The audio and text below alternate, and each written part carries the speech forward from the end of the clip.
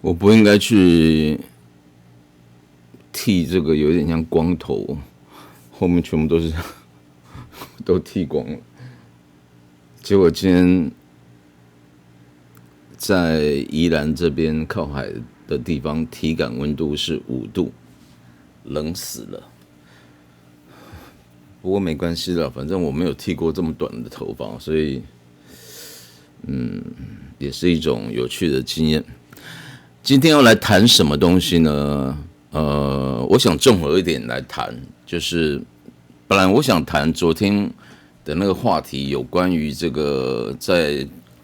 中国发展的遇到一些奇妙的经历，当然那个不是很好的经历哈。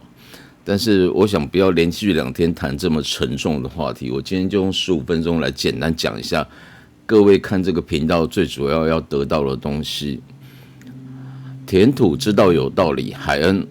我理想中的餐酒生活，餐酒餐饮，最重要就是要吃得饱，吃得好，喝得爽，然后微醺，请注意微醺。未成年禁止喝酒，然后酒后不开车，饮酒过量有害健康，这是真的。我看过太多的例子了，所以大家一定要节制。然后买酒就是要喝，你不要去买那个20年之后才能够喝的酒，我觉得那个是完全不切实际的。如果我年轻的时候，30岁的时候，我会跟你讲说，50岁再喝啊，为什么不买呢？的确，那时候买比较便宜，但是在如今这个炎症癌症日趋年轻化的趋势，你还要再去做这种赌注或是尝试吗？你宁愿花一点钱去买一些比较老的酒。我当然不是说你去拍卖去买那种已经很久以前1961、1982年的那些酒，你可以买稍微年轻一点的酒。请各位一定要记住我讲的是葡萄酒，特别是葡萄红酒，或者是某些注意是某些在 Burgundy 有利用木桶陈年过的白酒 Chardonnay 的白酒，不然的话呢，基本上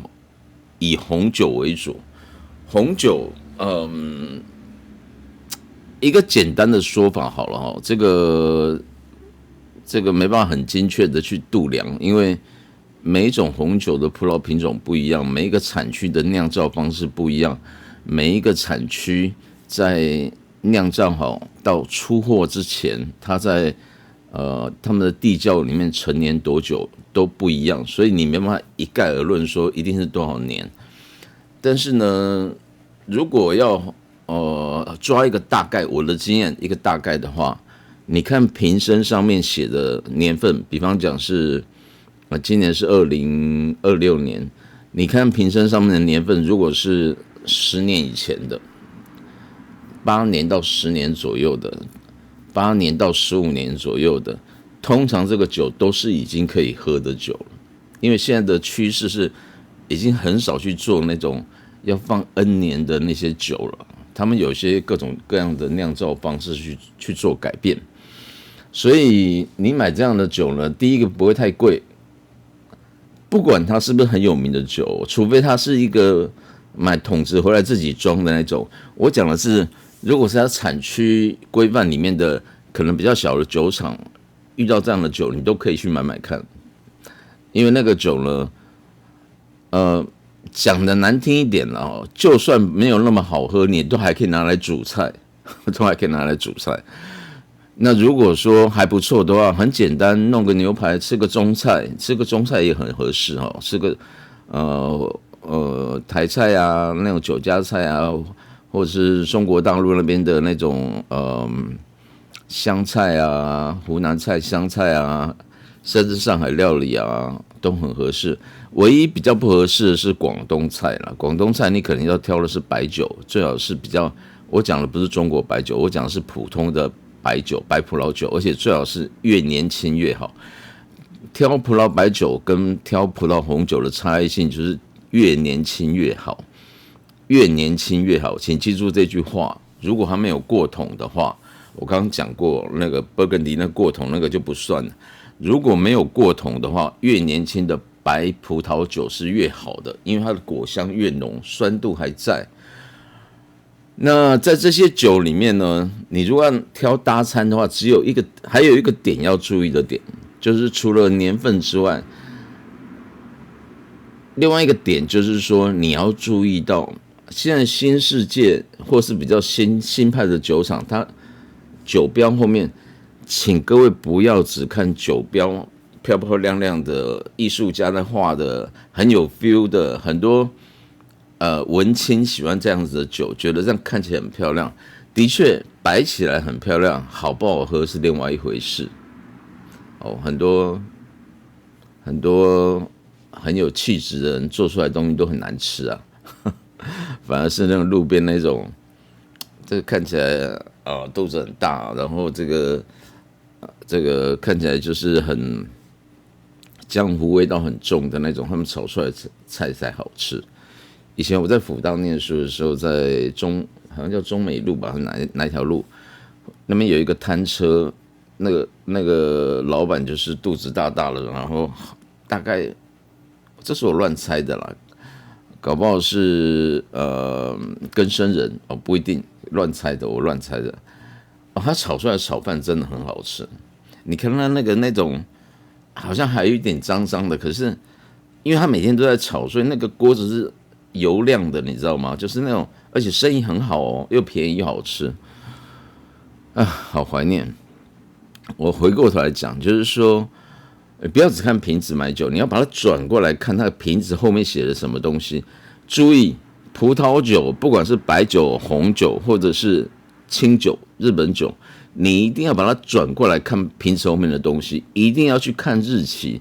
葡萄酒要看年份，清酒要看它的出厂日期。注意出厂日期不是压榨日期，是出厂日期。因为出厂日期才是日本酒造对于它这个酒是不是已经到了可以喝的最重要的地步。这个很多人在讲14代这个东西你更要看出厂日期。我如果看到一堆人在拍14代，只有拍那个标签很美，然后还要故意假惺惺的问说这支酒好不好喝呢？我朋友送我这支酒，哎呦，真的不晓得好不好喝。那个真的是很38，就是故意在炫耀。你有种你就把那个瓶子转过来看，或者是一拍它的出厂日期。为什么出厂日期很重要？特别是对14代而言，或是对一些比较新派的酒来讲，这个我以前讲过了，那我就不再重复了，回去再去翻，因为我点阅率不够，我需要点阅，我要3000个小时才有办法有收益啊！现在才差不多不到700个小时，请大家呢。我不是情绪勒索，有人说情绪勒索，我只希望大家帮忙，让我能够把这个频道给做起来。我不期望这个能够赚大钱，但是就不要只看2-3分钟，2-3分钟那个东西它没有算在里面的哈。你把日期看清楚了之后呢，你就可以更知道说这个酒目前为止，我们姑且不论这个酒现在好不好喝，但是至少你可以知道它新不新鲜，新不新鲜很重要，特别是对于清酒而言。不新鲜的酒，最好喝的清酒是在刚酿造好、刚刚压榨完，然后把它汲取上来的时候，那个时候是最好喝的酒，很香，非常非常的香。各位，如果你现在开一瓶清酒，你闻到很香的话呢，又新鲜又好喝的清酒，从日本运到台湾来。那个香气大概顶多只是现场喝到的、现场闻到香气的可能60%到70%，真的，即便它保存状况很好，可是没有那么多人有机会去现场喝嘛。那除了这个日期之外呢，对清酒特别重要哈。然后年份的话，对于红酒、白酒，对于白酒也是很重要。然后对于红酒的话呢，那就有关于说这个。它到底差了几年的？我刚刚讲过了，8到10年是一个5到10年，8到10年是一个基本上是一个如果保存良好的状况底下是一个可以喝的。就算保存没有那么好，除非他拿去晒太阳，不然的话，它只要摆在阴暗的角落，基本上就算你没有那个开空调，没有湿度，也一样 OK 的。因为台湾的湿度动辄就60-70度啊，所以湿度我们不用考虑。至于温度的部分，台湾的确是比较热，所以你如果没有冰箱，没有什么的，你就放在床底下，放在衣柜里面，那种恒温比较不容易受到温度影响的地方，这样就可以了。但是如果没有放在冰箱或者放在这个酒窖里面、酒柜里面的话呢，我还是建议就早一点喝。早一点喝呢，并不是说买回来就喝，而是说你可能买回来2-3年之内就要把它喝掉了，千万不要省这个钱哈，因为省来省去只是留成仇。我最近，我一直鼓励大家不要再买酒了，因为你买酒如果不是现在要喝的话，买酒只是浪费。然后早一点把酒跟亲朋好友给一起享受，把它喝完，这才是人间最好的事情，这才是酒生存的目的。第三个我要提到的就是说，不管现在时间是12点整，12点整，礼拜天，我最近录的频率蛮高的。第三个我要提到的就是有关于这个不管清酒、葡萄酒都是一样，你如果要搭餐的话，除了一种酒，这我等一下再讲，其他的酒基本上呢，你一定要注意到它不要太甜。你说我怎么知道不要太甜？以清酒来讲的话，就日本酒度，它通常都会标示，一定这个除了非常新派的做法之外，基本上都会标示，因为那个会影响到喝的口感，所以日本酒造大部分也不会不标示啦。你转过来看，所以我说背标很重要啊。日本酒度不要低于-2，因为越往下越甜，负值越高越甜，负值越低啦，就-3、-4、-5、-6。如果-2已经是一个极限了，如果0度、1度、正1、正2、正3、正4、正5，我觉得从正2到正5，我觉得是最适合喝清酒的一个甜度，因为那个代表甜度的指标不能讲单位，指标，因为它没有单位。0到正5都是 OK， 正8也 OK， 最低-2我觉得差不多，因为-2你还要看它里面还有没有什么酸度，有没有其他酒精度高不高，它会不会影响到这个酒的呈现但是你基本抓的话，就是0到正5是差不多的，那最好是正2到正5我觉得是刚刚好的，那就是甜度不会太甜。这个时候你拿来配渍物，特别是有点酸度的东西，或是请老板做有一点酸味、有一点辣味的东西吧，很合。那白酒的话呢，就是葡萄白酒，在新派的酒厂里面，它也会标示它的糖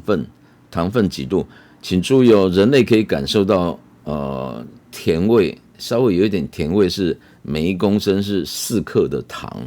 所以你只要看到它上面通常都是每公升几克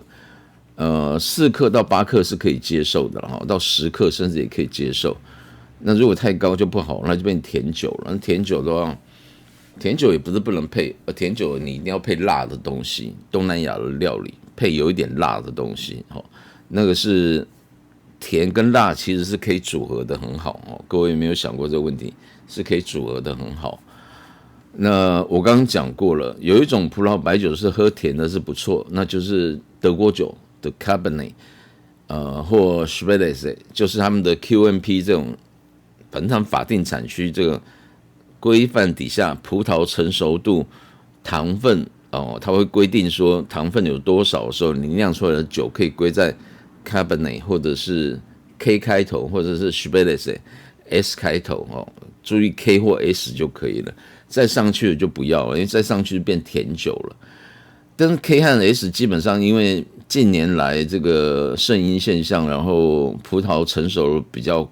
快，而且那个成熟的那个纬度越来越高，所以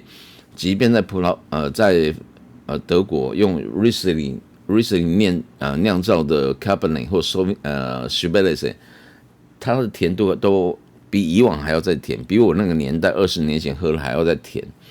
所以你可能就买 K 级的 Cabernet 就可以了。至于哪一个酒厂没有那么重要，因为他们都有一定的水准哈。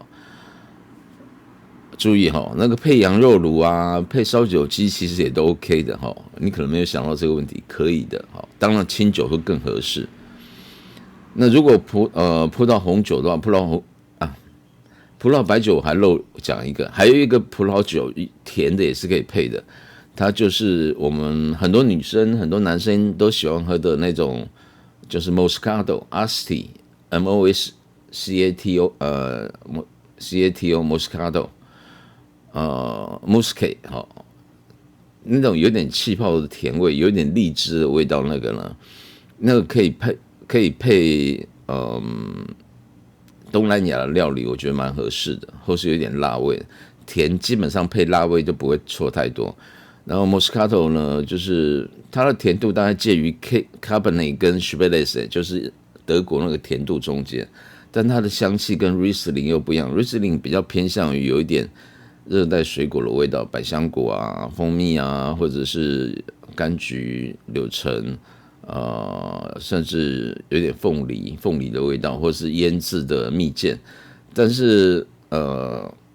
Moscato 的话比较偏向荔枝的味道，荔枝也是像热带水果，荔枝甚至一点点芒果那样的味道，青芒果的味道。另外一种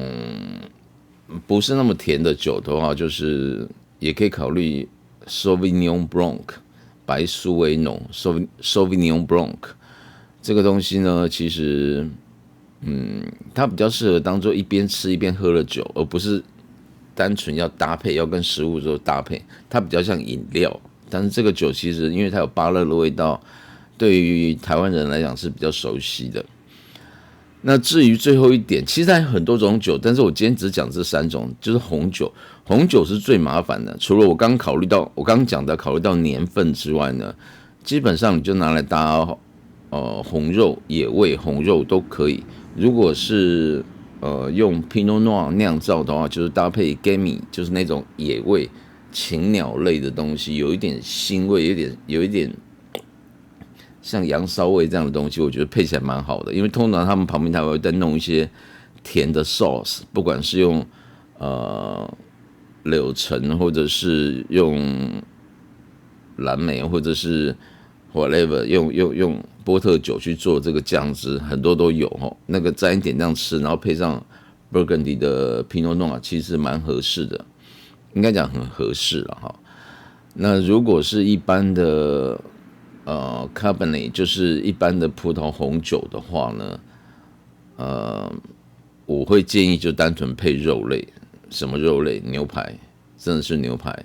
或者是你炖煮类的肉也可以，那酱汁要浓一点，或红烧肉也可以在家里配。所以你的过年的餐桌有一瓶日本酒，有一瓶葡萄红酒，其实就已经够了。